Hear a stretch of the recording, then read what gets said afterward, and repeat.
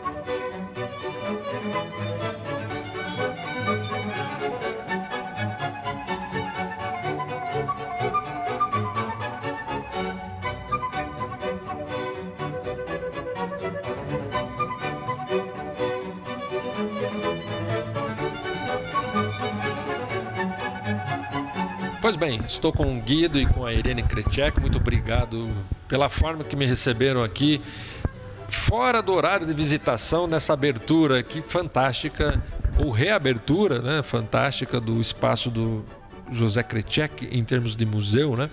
Mas vamos primeiro, falando com o filho, quem sabe, recordar o aluno que não conhece, aquela pessoa mais nova, de repente, mas afinal de contas, quem foi José Kreček? E aí o Guido pode falar, né? Melhor que o filho, acho que ninguém, né? Para falar, quem foi José Kreček? Bom, antes de mais nada, eu queria agradecer a TV Milênio por essa oportunidade de estar aqui com a gente, partilhando com a gente, divulgando todo esse acervo. Na verdade, José Kreček, ele é o primeiro filho de Josef e Katarina Kreček, o primeiro filho nascido no Brasil. A família veio aí por volta de 1910 para o Brasil, vindo da Alemanha, e se radicou em Florianópolis. Ele é o primeiro filho nascido lá, depois ainda teve mais uma irmã. E em torno de 1920, o pai dele veio para Porto União, construiu a casa que esteve sempre situada aí nas esquinas da Rua José Boatê com a Voluntários da Pátria, e que foi a questão de um ano atrás foi desmontada e será, se Deus quiser, esse ano remontado no Parque Histórico do Iguaçu. O José Kreček sempre foi uma pessoa ligada na sua vida profissional ao comércio. Ele tinha a Casa Winter, que vendia artigos artigos masculinos. Como artista, ele era violinista, tocou em várias orquestras.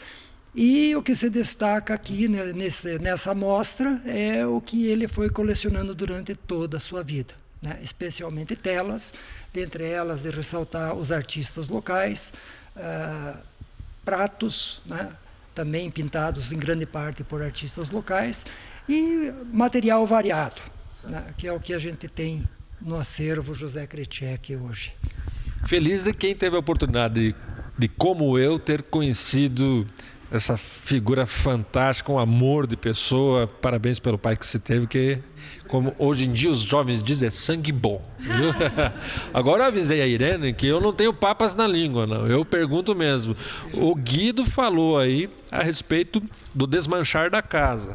E vamos falar a verdade, o dia que começou a baixar a telha aqui, o burburinho na cidade não foi pequeno.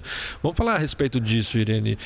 Por que se tomou a decisão em desmanchar a casa do seu José? Em primeiro lugar, a gente aprende na escola, né?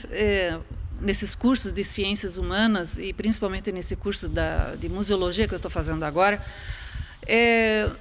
e é uma ideia que pode talvez até gerar um pouco de polêmica. É uma ideia nova, mas já tem os seus defensores, e eu me tornei uma delas.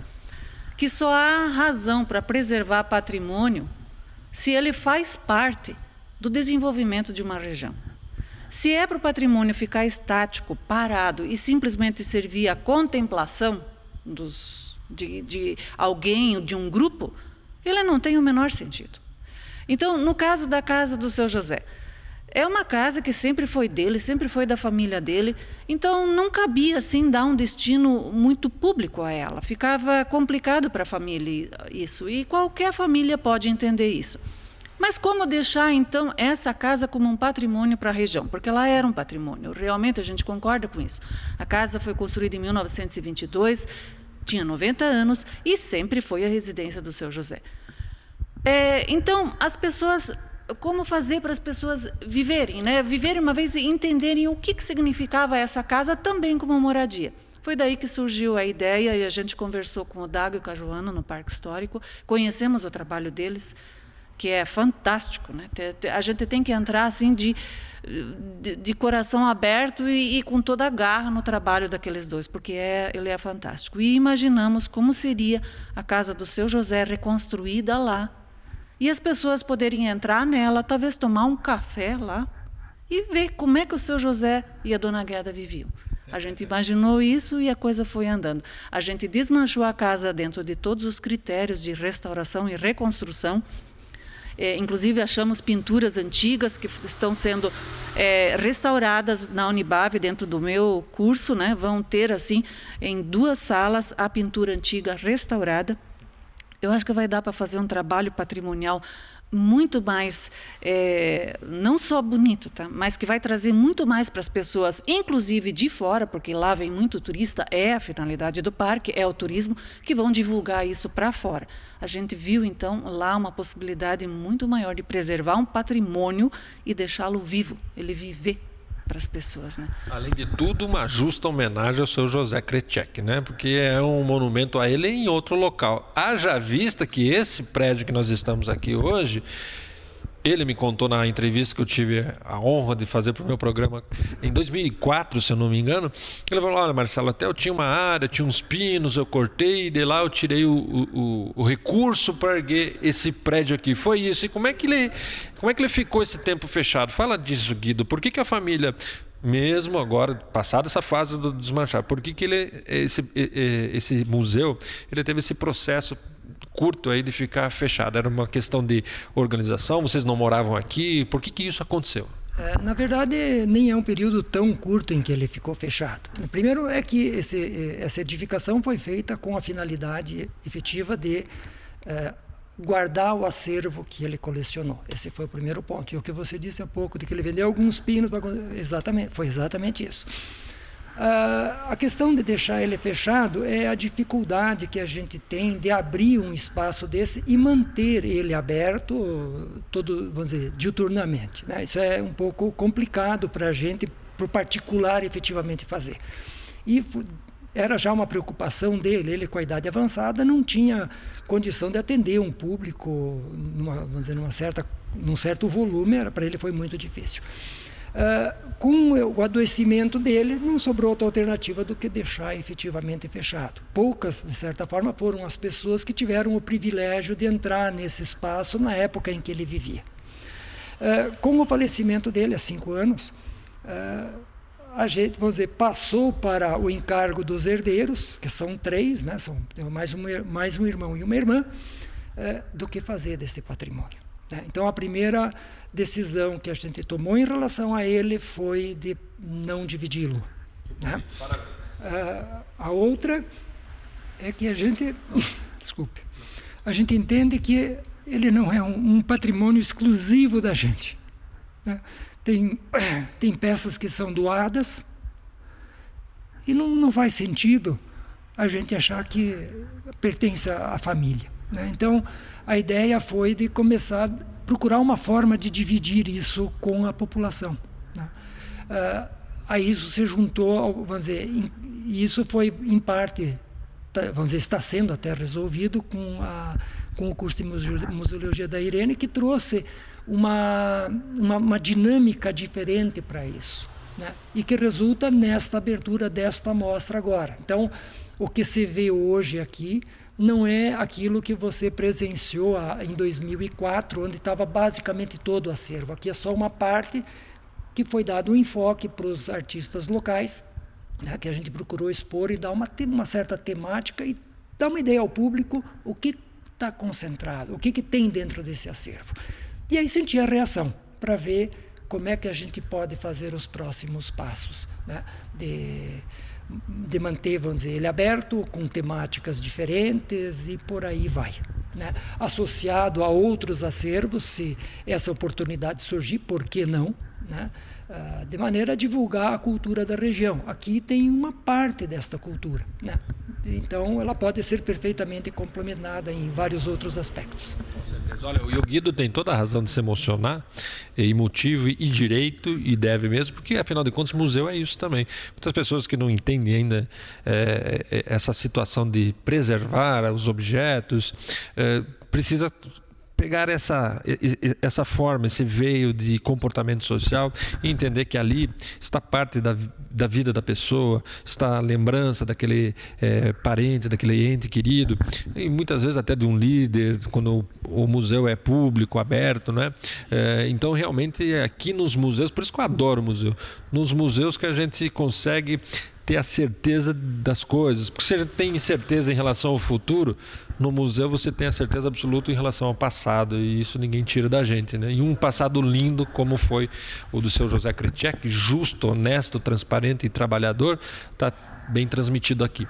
Agora, antes de chamar o intervalo, perguntar, então aí aconteceu o seguinte, a Irene e o Guido casaram, mas aí, nessa união, também teve a contaminação do sangue dela, porque quem acabou ficando meio José Krejcik foi a Irene, que é a nora, que acabou pegando ela. Deixa comigo que eu vou. Como é que foi isso? Por que você já tinha interesse por museologia ou desenvolveu por meio dessa atividade do seu José? Não, minha formação durante a minha vida toda e na área que eu trabalhei foram nas exatas, eu fiz ciências contábeis, na administração, eu nunca entrei num museu, eu nunca me preocupei com arte, eu não ligava para nada disso. O meu negócio era, como todo o pessoal da ativa, trabalhar e ganhar dinheiro e cuidar da família, era isso, né? Pois é, mas depois de um determinado tempo convivendo aqui em Porto União com o seu José, porque daí era a gente que estava aqui, todos os filhos estavam fora, né? O Guido estava em São Paulo, e os outros em Curitiba e Joinville, e eu fiquei aqui morando na chácara também, porque o seu José já não queria mais cuidar dela. E comecei a ter um contato um pouco maior com o seu José. E a preocupação dele com as duas coisas, com a casa e com o acervo dele, ele conversava com a gente, né, a respeito disso. E a gente acaba se contagiando, né, com o problema do outro, né? Depois eu posso dizer, eu acho que muita sorte de ter muita gente da cidade que se preocupou e me alertou para isso também. E uma dessas pessoas, é claro, foi a dona Terezinha Wolff, que muitas vezes ligou para mim e disse: Irene, você olhe isso, você cuide disso, não pode, veja o que vocês podem fazer. Muitas vezes ela me chamou a atenção. Foi ela que daí me apresentou o pessoal do Sistema Estadual de Museus, numa oficina que estiveram aqui. E o pessoal disse assim: olha, veja o que dá para fazer, vamos ver, realmente não tire o corpo fora. Esse foi o recadinho. Daí que eu fui ver o que é que dava para fazer, afinal, com acervo privado, o que é que as pessoas fazem com acervo privado, né? E aí eu fui cair no curso de museologia, fui lá, contei a nossa história, né? Me facilitaram uma porção de coisas, né? Como eu já tinha faculdade, daí já eliminaram uma série de matérias e eles têm um custo bem razoável para compensar essa distância, né? Tem um sistema de ensino só de final de semana que ajuda bastante, né? E aí eu disse para eles: bom, já que a família está com esse problema, vamos lá ver o que vai acontecer. E comecei, né? E agora eu estou no 5º ano, esse ano a gente está se formando, né? E eu estou aí segurando a família para ver o que é que nós vamos fazer. Essa família, se quiser ficar brava, tem que ficar comigo, porque eu estou segurando eles. E eu estou segurando o bate-papo aqui um pouquinho. Vamos chamar o intervalo. Já nós continuamos. Vamos falar mais a respeito da mostra que está aberta aqui. Olha que interessante, em homenagem às datas do seu José Krejcik. Um instantinho só, estaremos de volta.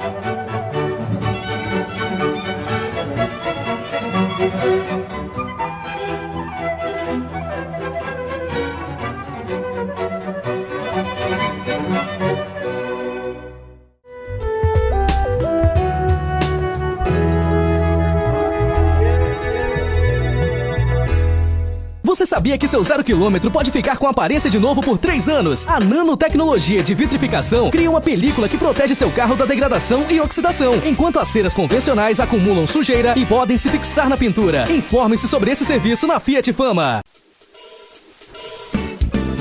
Muito mais variedade, muito mais comodidade.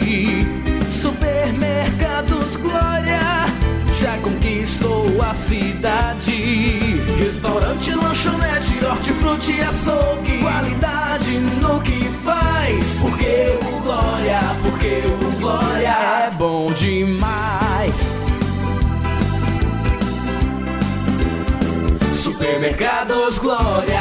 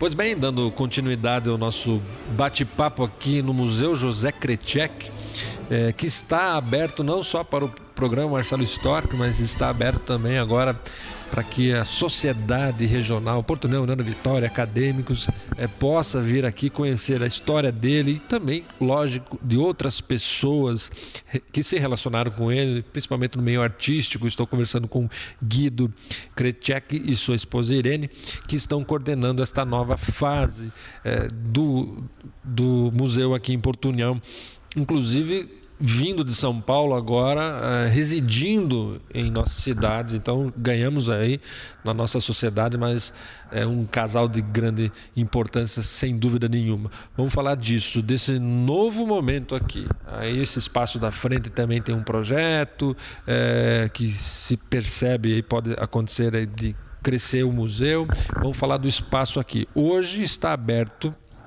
desde terça-feira, na verdade, foi dia 7 de maio e fica aberto até o dia 17. Por quê? Isso é para jogar no bicho? Por que essas duas datas? Dia 7 de maio é a data do aniversário do seu José. Ele nasceu no dia 7 de maio, faria 99 anos. E dia 17 de maio é a data em que ele faleceu. São 5 anos de falecimento dele. Então, a nossa ideia foi aproveitar essa data e abrir essa mostra e mostrar uma parte do acervo dele. Certo. Olha, seu José Krejcik organizado até na ida e na vinda, né, Guido? Deu bem, são 10 dias de mostra. Você ganhou uma hora extra aqui para arrumar as malas antes de partir? Sim, parece que sim. Depois, vamos dizer, tem o outro aspecto é que isso é uma consequência do estágio da própria Irene, né? E a ideia, vamos dizer, foi assim, meio no susto, de fazer essa mostra para a casualidade, uma ideia que surgiu hoje, alguma coisa em torno de 3 semanas atrás, dentro do trabalho de catalogação do acervo. Ela disse, olha, tem essas datas, será que não dá para nós fazer uma exposiçãozinha aí? Né? Eu digo, apertado está, mas vamos lá. Né? Como a Irene costuma dizer, ela tem uma grande sorte de ter uma equipe boa de estagiários, né? E aí não escapam o marido e os 2 filhos. É a família que trabalha unida, vive unida. Bom, mas e aqui do museu? Então, nós estamos exibindo no dia 10, nós temos aí até o dia 17. Qual é o horário de funcionamento? Das 13 às 19 horas. Já foi deixado até às 19 para que o pessoal, depois do trabalho, né, 5h30, 6 horas, dê uma passadinha aí. Muita gente vem nesse horário mesmo. Vem até gravar nesse horário, ficaram esperando. Em vez de, né? Vem até gravar, estamos aí na hora extra, né? Do que vocês separaram, muito está lá em cima, né? O Guido já falou no primeiro bloco que até de repente muda o tema lá na frente, faz uma parceria com outro acervo, assim por diante. Do que vocês selecionaram, por que selecionaram e está aqui à disposição da visitação? O seu José tinha uma predileção, né, assim, pela pintura regional, né? Ele realmente gostava. Das vezes que a gente conversava com ele gostava dos artistas, da maneira deles pintar, né? A gente vê que o foco do acervo é a pintura regional. Mas o seu José também amava a música, né? Ele era um músico. Então, ele também gostava dos colegas dele. E tanto é que ele tem, dentro dos instrumentos musicais, muitos foram doados pelas famílias, né? E ele procurou também ficar com alguns instrumentos. E o seu José gostava de flores, né? Muita gente que parava na frente ali da casa dele para admirar o jardim, e ele aproveitou, eu acho, porque ele pediu para muitas pintoras de porcelana aqui da região pintar flores nos pratos, né? Então a gente usou isso aí, porque eu acho que isso é uma coisa, é um tema bem característico do acervo dele, a arte com identidade local. E partindo desse tema é que a gente projetou então a mostra. Podemos até discorrer, mas eu ia perguntar isso para o Guido, porque o Guido, já que falou que está trabalhando, está aposentado agora, peronomútil. Virou estagiário do museu. Ele está estagiando, foi promovido. Quando a criança vem aqui, era a pergunta que eu queria fazer, e daí nós vamos conversando aqui, o Donovan já colheu, o Donovan já visitou com a nossa filmadora aí, nós vamos falando a respeito dos destaques. Mas o que mais chama a atenção da criança que entra aqui, de repente se depara com esse acervo? O que você percebeu que mais desperta atenção nas crianças? Na verdade, foram, vamos dizer, especialmente 2 crianças que estiveram aqui. Uma se encantou com os pratos egípcios, achou muito bonito. Entre eles tem um gato, e ela achou a coisa muito interessante. E outra que está aprendendo violão, viu o violino e se encantou. Olha só. Então, isso é o que mais chama, vamos dizer, mais chama atenção em relação à criança, né? Além disso, vamos dizer, dentro desse acervo existem, vamos dizer, como já foi dito, aqui tem só uma parte dele, existem muitas outros aspectos que necessitam ser estudados e são temas que podem ser desenvolvidos pelos acadêmicos da região.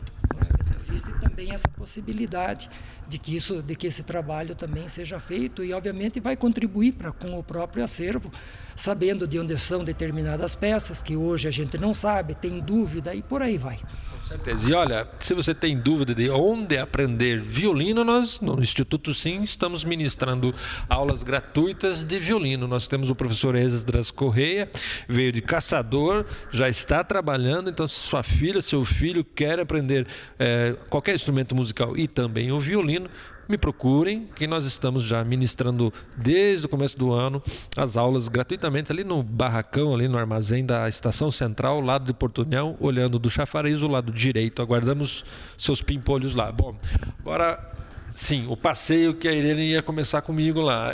Já falamos dos quadros, lógico, e já falamos também dessa parte dos instrumentos musicais aqui, os violinos e assim por diante. Agora, aqui em cima dessas louças, nós temos um espaço reservado às moedas. Isso, o seu José colecionava moedas, né? Tem uma coleção bastante expressiva em termos de quantidade. A gente ainda não avaliou o que é que tem lá dentro, não mexemos com elas. Inclusive, o monstruário de moedas está como ele deixou.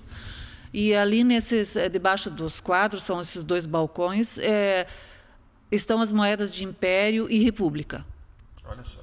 São moedas realmente daquela data, mas a gente não tem mais nenhuma informação a respeito. Olha, vou repetir o que ela falou. É do Império e da República. As moedas estão aqui, você pode visitar e conhecer. E para visitar nesse horário das 13 às 19, paga quanto? A entrada é franca, não tem custo nenhum. Cultura gratuita, só aqui mesmo em Porto União. O que mais eu posso usar para convencer, como se fosse preciso, porque eu não sei se vocês repararam, nós estamos gravando, gente, é o terceiro carro que passa, a porta está aberta e a curiosidade é enorme, né? Então você que está em casa, você pode vir segunda-feira, 13 horas, o Guido, estagiário da Irene, estará aqui já também atuando. O que mais vamos destacar para usar de chamariz? Isso, eu acho que nós vamos destacar a sinfonia, né? Sim. Eu acho fantástico, as partituras. Seu José nunca falou que havia tantas partituras como a gente achou nos documentos dele, nas gavetas deles. Quer dizer que a Sinfonia Iguaçu está aí? Está. Ah, vocês estão brincando. A do Rinaldi? Sim, senhor. Completa? Bem, eu não entendo nada de música. Gente, eu consegui com a professora Margareta... Não, isso aqui não é ensaio, não, isso aconteceu agora. Ela foi lançada em 8 de setembro de 1958 no Cine Odeon. Foi feito... Mário Rinaldi era um maestro, ele veio para cá, ele vinha de São Paulo. Desculpe atrapalhar, mas você já falando. E ele fez essa sinfonia à beira do Rio Iguaçu. Ela foi tocada pela orquestra que o Guido, seu Dilo Schmidt, meu padrinho, tocavam na orquestra. Uma única vez no dia 8 de setembro de 1958. É uma novidade que ela foi tocada aqui. Foi tocada uma única vez. Isso consta no histórico do jornal O Comércio, está nos livros do jornal O Comércio, procurar 1958. Inclusive existe a reportagem dessa apresentação. E eu consegui uma parte, né? A parte do primeiro violino. Eu não tinha nem noção. Se a parte está aqui, qual que é o interesse? Nós queremos reescrever e reapresentar essa obra com a nossa banda sinfônica. Mas eu acho que então deve ser a mesma, porque acho que aqui está aí essa parte do violino, mas eu não entendo nada. Não. Então é a mesma. Não entendo nada. É porque se fosse a grade do maestro, nós estaríamos aqui, gente, descobrindo, nossa, um efeito fantástico. E se alguém que assistiu e tem aí na família algum parente que tocou nas orquestras locais, se porventura sabe da grade, a partitura, né? Que o músico toca a parte. O maestro tem a partitura, vende todas as partes para o maestro. Daí partitura, na verdade, tocamos por música e partitura é o conjunto das partes que o maestro tem que ficar olhando ali para ver se todo mundo está tocando direito. Então a partitura ou a grade, né, o score desse arranjo, se isso acontecer um dia, nós reapresentamos essa música, seria fantástico, que é uma coisa que o Guido até propôs, né? Eu tomei conta da entrevista aqui agora, eu estou me entrevistando. De repente da vida para o museu. Qual é a história, Guido? Você falou, de repente, até colocar um violinista para tocar aqui para a pessoa saber qual é o som. Aconteceu da pessoa não saber o que era o violino? Sim. Vamos dizer, teve pessoas que vieram aqui, ficaram admiradas com os violinos e perguntaram, não sabiam o que eram. Perguntaram, né, para a Irene. Ela disse, um violino. Eu disse, eu nunca escutei esse instrumento. Né? Então, quer dizer, a gente também teve surpresas assim aqui dentro, né? De pessoas, e como você disse, as pessoas passam, olham para dentro, algumas mais ressabiadas, outras não, aí devagarzinho elas vêm e entram e começam a olhar, e a reação é sempre uma: que coisa bonita. Olha aí, com certeza. Gente, para você estar tentando se localizar, fica aqui na rotatória daquela empresa Ajax ali, vou dar um merchan para eles aí, e você olhando na diagonal, tem o terreno que está onde estava a casa, tem um prédio de 2 andares, tem a porta aqui, a rua aqui é a... Voluntários da Pátria. Voluntários... Esquina com José Boatê. Esquina com José Boatê, em Porto União. Você vem até aqui, não paga ingresso, vai conhecer essa simpatia de casal aqui que está trabalhando para desenvolver, porque no terreno do lado, inclusive, vocês têm um projeto para construção de um espaço maior. De repente até a Irene está me falando deixar aqui uma área aqui para tratar do acervo e assim por diante.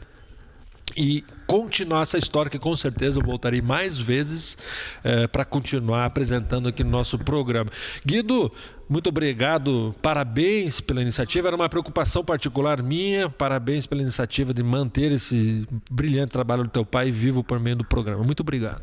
Não tem de que, na verdade, quem tem a agradecer a gente de estar dando para nós a oportunidade, a vocês, né, para dar essa oportunidade para a gente em divulgar esse trabalho.